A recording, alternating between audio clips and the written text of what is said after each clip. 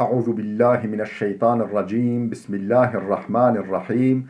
Elhamdülillah ve salatu ve selamu ala Resulillah. Değerli arkadaşlar, Muhammed Ali Es-Sabuni'nin Et-Tefsirul Vadihul Muyesser adlı eserinden Fatiha suresi ve Amme cüzü tefsirinin 35. dersini yapmak üzere birlikteyiz. Geçen dersimizde tam olarak 22. ayete gelmiştik. Gâşiye suresinin 22. ayetine gelmiştik. Önce bir ayet öncesinden başlıyoruz meal vermeye. Ardından tefsirimizi okumaya geçeceğiz. Ne buyuruyor? 21. ayet. Fezekkir innema ente muzekkirun. Hatırlat. İnsanlara öğüt ver, onları uyar. Senin görevin sadece hatırlatmadır, uyarıdır, nasihattır, irşattır. Senin görevin budur. Leste aleyhim bi musaytir. Sen onların üzerinde kahya değilsin. Sen onların üzerinde bekçi değilsin. İlla men tevella ve kefer, ancak yüz çeviren ve nankörlüğe sapan, inkara sapan kişiye gelince feyuazzibuhullahul azabel ekber. Allah onu en büyük azapla azaplandıracaktır. Onlara ceza vermek senin işin, görevin değildir. Şimdi 22. ayetten itibaren okumaya devam ediyoruz tefsirimizi.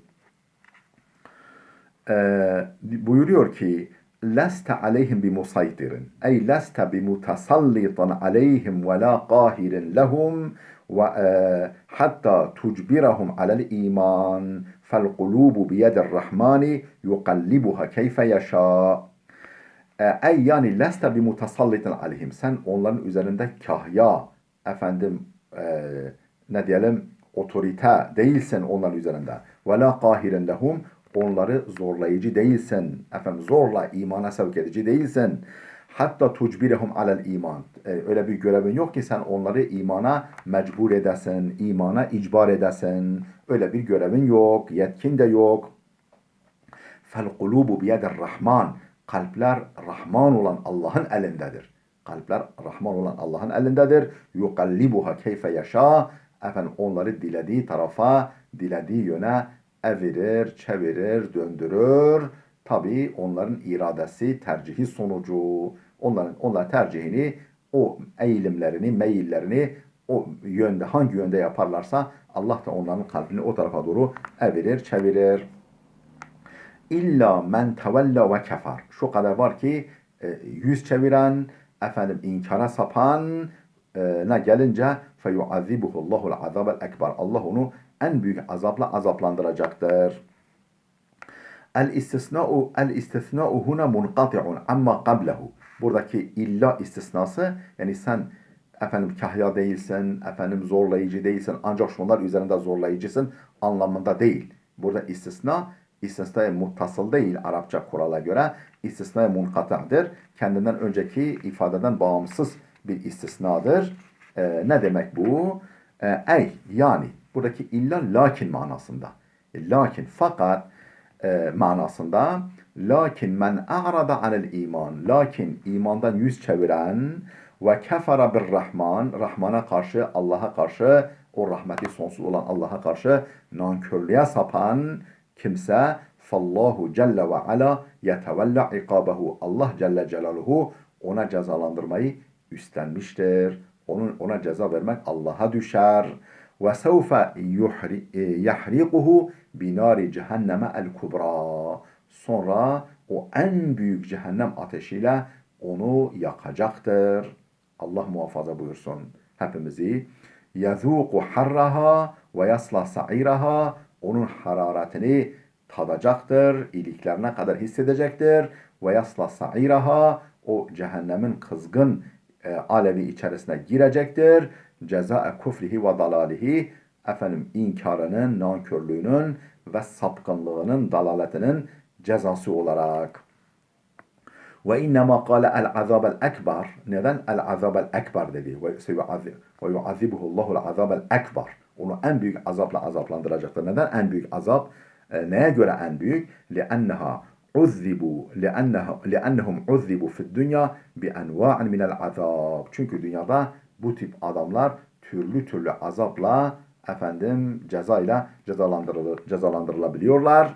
Mesela bil cu'i açlıkla, vel kahti kıtlıkla, vel katli katilla yani savaşla, vel esri esaretle ve huve azabun sagir bin nisbeti li azabil ahira. Bütün bunlar ahiret azabına nispetle ahiret azabının yanında küçük kalır. Küçük küçük azaplardır bunlar. En büyük azap ahiret azabıdır. İnne ileyna iyabahum thumme inne aleyna hisabahum. Hiç kuşkusuz onların dönüşü, varışı bizedir. Sonra da onlara hesap sormak da bize düşer. Onların hesabını biz soracağız. Yani inne rucu'ahum ba'del mevti ileyna vahdena. Yani onların öldükten sonra dönüşü bize ama sadece bizedir. Yani ölünce başka yere gitmeyecekler. Bize gelecekler. Bu kitabı indiren, bu peygamberi seni peygamber olarak görevlendiren zata dönecekler. Başkasına değil. La li ahadin gayrana.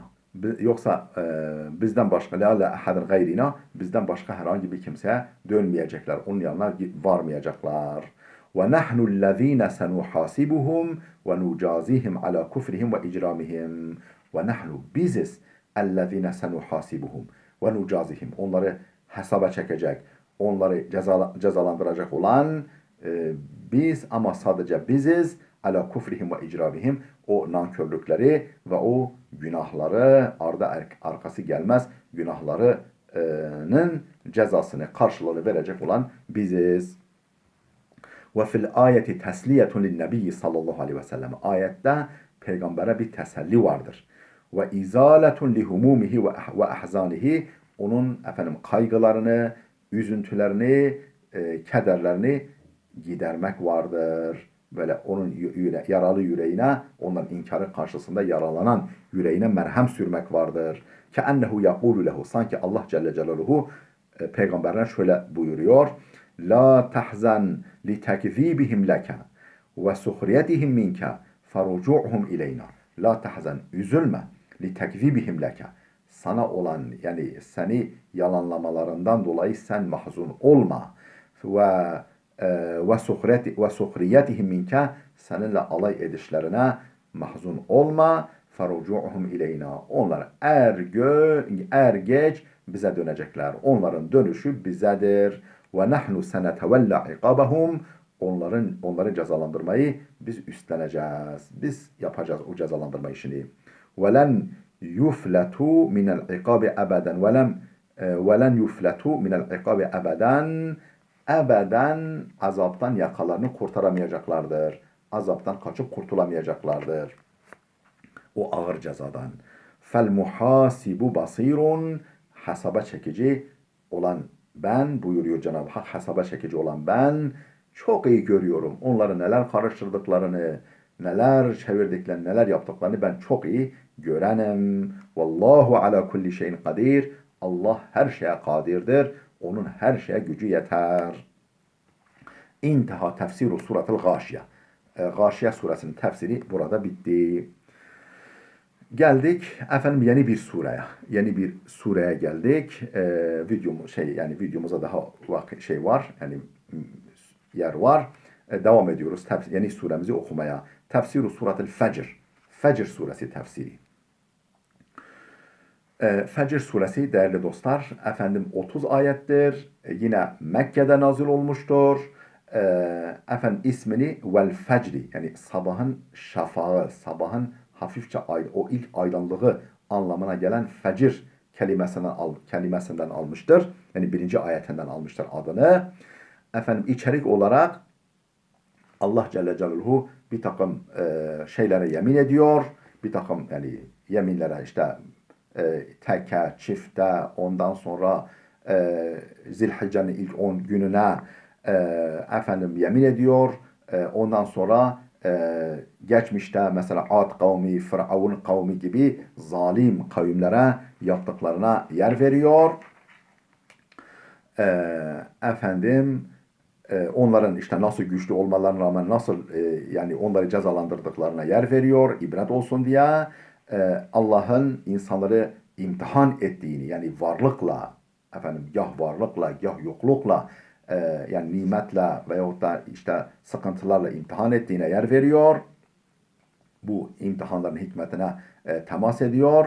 Ondan sonra insanoğlunun bu imtihanlardan çoğu zaman kaybettiğini, efendim eline başkasının hukuku geçtiği zaman, miras gibi konular geçtiği zaman deveyi adeta hamuduyla yuttuğunu, yani başkasını düşünmediğini, başka hak sahiplerini çok önemsemediğini maalesef söylüyor. Ondan sonra kıyamet sonrasındaki, kıyamet ve kıyamet sonrasındaki bir takım olaylara yer veriyor. Efendim böylece hafifçe özetledikten sonra başlayalım suremizin birkaç ayetini, 3-4 ayetini okumaya, meallendirmeye, ardından tefsirini arz etmeye. Bismillahirrahmanirrahim. Vel fecr ve leyalin aşr ve şef'i vel vetr ve leyli izâ yasr. Efendim vel fecri. Fecre and olsun. Fecre kasem olsun. Fecr neydi? İşte sabahın böyle o ilk şafağı, ilk aydınlığı. Ve leyalin aşrin. 10 geceye. 10 gece dediği yani Zilhicce ayının ilk 10, yani Kurban Bayramı 10. Zilhicce'nin 10. günü oluyor. 9. gecesi Arefe günü oluyor. İşte o 10 geceye andolsun. Ve şef'i vel vetri. Efendim çiftlere andolsun, teklere andolsun. Çifte teke. Tek. Yani dünyada varlıklar, zerreler, bilmem işte küreler, yani çift var, tek var. Mesela tek, Allah Teala tektir. Çift, bütün diğer varlıklar hepsi çifttir. Allah her şeyi çift çift yaratmış. Yani yaratıcıya ve tüm sanat eserlerine andolsun. Daha başka yorumları da var. Ve leyli izâ yasri. Böyle tıpış tıpış, yavaş yavaş böyle geçen, giden, yürüyen, akan geceye de andolsun. Böyle geceyi sanki böyle bir insana benzetiyor. Böyle karanlıklar içerisinde yol alan ve sonunda tüneli geçip efendim gündüze dönüşen geceye andolsun. Ha. Devamla diyor ki hel fi zalike kasemun lizi hicr. Nasıl? Efendim akıl sahipleri için, kamil akıl sahipleri için burada kaseme değer bir şey var mı? Var mı yok mu? Buna yemin edilmeye değer mi değmez mi? Ha. Elem tara keyfe feale rabbuke bi'ad. Yani tabi buna yemin ediyor bunlara. Ardından diyor ki efendim bu Mekke müşrikleri de hani tabi üstü kapalı bir şekilde bunlar da cezasız kalmayacaklardır. Elem tara keyfe feale rabbuke bi'ad. Rabbinin Ad kavmine neler yaptığını sen görmedin mi? Yani görür gibi bilmedin mi? Duymadın mı? İram'a zatil imad. Ad kimdir? İram şehri, İram beldesi, zatil imad. Efendim sütunlar sahibi, böyle sütunlu, direkli sarayları, kasırları olan Ad kavmine, yani İran memleketindeki Ad kavmine efendim neler yaptığını sen görmedin mi? Buyur. Ondan sonra elleti lem yuhlak misluha fil bilad. O İram yani İram cenneti ki, İram bahçesi ki benzeri hiçbir memlekete yaratılmaz. O insanlar, o insanların bağları, bahçeleri, sarayları efendim gibi hiçbir memlekete yaratılmamış. Ve semudellezine cabu sahra bil vad. Efendim vadilerde kayalardan efendim evler yontan, evler oyan, meydana getiren Semud'a da neler yaptığını sen görmedin mi? Ve firavne zil evtad. Efendim evtad, vetet kelimesinin çoğuludur. Vetet sahibi Firavun ne demek? Piramitler olabilir. Çünkü böyle yüksek sütunlar halinde, böyle göğe baş çeken sütunlar halinde olabilir. Bir de ordugahlar sahibi, yani orduları var. O orduların konaklaması için çadırlar kuruyor. O çadırların direkleri var. O direk sahibi Firavun ederken piramitler sahibi veyahut da ordugahlar sahibi yahut da efendim yerlere kazıklar çakıp insanları üzerine oturtan, o şekilde insanları cezalandıran Firavun neler yaptığını sen görmedin mi ya Muhammed? Görür gibi bilmedin mi? Devam ediyor, böyle gidiyor. Efendim şimdi buraya kadar meal verdik. Tefsire geçelim. Vel fecri ve leyalin aşrin ve şaf'i vel vetri vel leyli izâ yesri. Hâza qasamun. Aksamallahu Teala fi hâzihi sureti bi arba'ati aksam. Buraya kadar bir kasem var, bir yemin var, bir and var. Allah Teala bu surede 4 şeye yemin etmiş. Bi arba'ati aksamın 4 şeye yemin etmiş. Aksama bi diya'el fecri. Fecrin böyle ışıltısına, hafifçe ışımasına, aydınlanmasına, yani sabahın ağarmasına Allah yemin etmiş. Bu bir. Ende zehabi zulmetil leyl, gece karanlığı artık gitmeye, çekilmeye başladığında. Ve bil leyalil aşri el mübarekat. Efendim mübarek 10 geceye. Nedir o mübarek 10 gece? Ve hiye el aşru min zilhicce. Zilhicce ayının 10 gecesi. Elleti yukbilu fiha el-mu'minun ala rabbihim li'adai menasikil hac. Efendim hac pratiklerini, uygulamalarını, efendim ne diyelim, kurallarını eda etmek için müminlerin Rablarına yöneldikleri, hacca gidip Allah'a yöneldikleri 10 geceye yemin ediyor. Ve bir şef'i, şef'a yani çift olana da yemin ediyor. Nedir o çift? Ve huvel adedul muzdevicu min kulli şey. Yani her şeyde çift olan sayı. Her şeydeki çift sayı. Mesela ne diyelim? Efendim yer gök, gece gündüz. Efendim yaratıcı yaratılan falan böyle erkek kadın vesaire tek çift bunlara Allah yemin ediyor. Tek olana çift olana. Ve bil vitri vel vetri, vetir kelimesi tek demek. Ve huvel ferdu min kulli şeyin, her şeyin tek olanı. Akseme subhanehu bil haliki ve huve vitrun vahidun ahadun ve bil halki ve huve şef'un zekerun ve unsa. Mesela Allah Halık yani Halık Celle Celaluhu'ya, o yüce yaratıcıya yemin ediyor ki o tektir. Vetir derken tektir. Vahidun ahad, o vahiddir, ahaddır. Ve bil halqi, mahlukata yemin ediyor. Ve hum şef'un, onlar da çifttirler. Zekerun ve unsun ve unsa, erkek dişi mesela. Ve haza marviyun an İbn Abbas, bu yaklaşım, bu yorum İbn Abbas'tan nakledilmiştir. Fe innehu kal, o şöyle demiş İbn Abbas, Allahu vitrun vahidun ve entum şef'un. Allah vitirdir, tektir, birdir, vitirdir ve entum şef'un, siz ise çiftsiniz. Ve ala hâzâ yeşmulul kaseme el hâlika vel mahluk. Bu yaklaşıma göre buradaki yemin her şeyi kapsamış. Yaratıcıyı da kapsamış, yaratılmışları da kapsamış. Fehuve kasemun ammel kevne kullehu. Bütün varlıkları kuşatan, bütün varlıkları kapsayan bir yemindir bu. Bu İbn Abbas'ın yorumuna göre. Ve leyli izâ yesri. Böyle yavaş yavaş böyle hissettirmeden, çaktırmadan yavaş yavaş böyle süzülüp akıp giden, adeta böyle yürüyen, gitmek için yürüyen geceye, yürüdüğünde geceye. Ey ve uksimu bil leyli izâ yamdi bi hareketin nehar. Efendim gündüzün hareketiyle geçen, yani gündüz yaklaştıkça mevzi kaybeden, geçen geceye yemin ederim. Ve ta'biru huna fi kımmetir rav'ati vel cemal. Buradaki yesri kelimesindeki ifade son derece parlak ve güzeldir. Son derece parlak ve güzel. Yani gece, yani pılısını, pırtısını toplayıp gittiğinde böyle yürü, sera yesri efendim gece yürüyüşü demek. Yani sanki gece bir insana benzetiliyor. Efendim karanlık içerisinde yol alıyor. Efendim çekip gidiyor. Buradaki diyor ifade, yesri kelimesindeki ifade son derece parlak ve güzel bir ifadedir. Haythu savvara leyla bi suratil insanil musafir.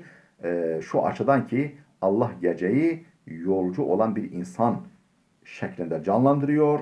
Gözümüzün önünde getiriyor. O şekilde çağrıştırıyor. Ellezî yemşi fi zulmetil leyl. O insan ki gecenin karanlığında yürüyor. Yakta'u sahara vel qifar. Efendim sahraları, ovaları, dağları kat ediyor. Ve yaktaru vaktel leyli lil meşyi. Efendim o insan gece vaktini, efendim yürümek için gece vaktini seçiyor. لِأَنَّ السَّرْيَ مَعْنَهُ السَّفَرُ بِاللَّيْلِ. Çünkü səraya kelimesi gece yolculuğu demektir. Gece yol almak demektir. Efendim gece böyle bir adama benzetilmiş. Ev bil harisi sahir yahut da gözüne uyku girmeyen bir bekçiye benzetilmiş gece. Ellezî yemşi billeyli lisseheri ala emnin nüfusi vel emval. Efendim canları, malları korumak için geceleyin böyle yol yürüyen, oraya buraya giden bir gece bekçisine benzetilmiş. Ve farkun kebirun beyne en yekule vel leyli iza mada mesela. Vel leyli iza mada demiyor. Geçip gittiğinde geceye andolsun ifadesiyle ve beyne ta'biri bil mu'ciz ve leyli iza yasri efendim yürüyüp yürüyen geceye andolsun ifadesi arasında büyük fark var. Geçen geceye andolsun ifadesiyle efendim yürüyen böyle gece yürüyen, karanlıkta yürüyen geceye andolsun ifadesi arasında büyük fark var. Kel farkı beyne thara ve beyne thureyya, yerle gök arası kadar fark var. Böyle bu büyük bir fark var ikisi arasında. Ve kullu zâlike littenâsuki beynel âyât. Efendim bütün bunlar ayetler arasındaki uyum ve ahengin ifadesidir. Uyum ve ahengi içindir. وَلَوْ قَالَ وَالْلَيْلِ اِذَا مَضَى mesela وَالْلَيْلِ اِذَا يَسْرِ değil de وَالْلَيْلِ اِذَا مَضَى geçip gittiğinde geceye deseydi لَذَهَبَ هَذَا الْجَمَالُ السَّاحِرِ bu büyüleyici, bu mest edici güzellik kaybolurdu. ثُمَّ قَالَ هَلْ فِي ذَٰلِكَ قَسَمٌ لِذِي حِجْرٍ nasıl? Burada akıl sahipleri için bir yemin var mıdır? Yani yemine değer bir durum var mı yok mu? Düşünün. Ey hel fi hâzellezî zukira min hâzîl eşyâ qasamun muqni'un lizî lubbin ve aklin. Ey yani hel fi hâzellezî zukira min hâzîl eşyâ. Yani üzerinde yemin edilmek üzere getirilmiş olan bu şeylerde var mı? Qasamun muqni'un. İkna edici bir yemin var mı? Lezî lubbin ve aklin. Kamil akıl ve düşünce sahipleri için. Uksimu lekum enne haulâ'il mucrimîne seyuazzabûn. Sizin için yemin ediyorum, kasem ediyorum, and içiyorum ki bu mücrimler yani bu Mekke kafirleri, müşrikleri kesinlikle efendim azap edilecekler. Kesinlikle azaba çarptırılacaklar. Ve len yutreku biduni ikabin cezasız bırakılmayacaklar. Ve delle aleyhi kavluhu subhanehu. Peki bu ifade yok ayetlerde. Nereden çıkarıyoruz? İşte ayetin akışı, ayetin bağlamı ki şu ifadelerdir. Buna delalet ediyor. Değerli dostlar burada dursun. Gelecek dersimize kadar Allah'a emanet olun.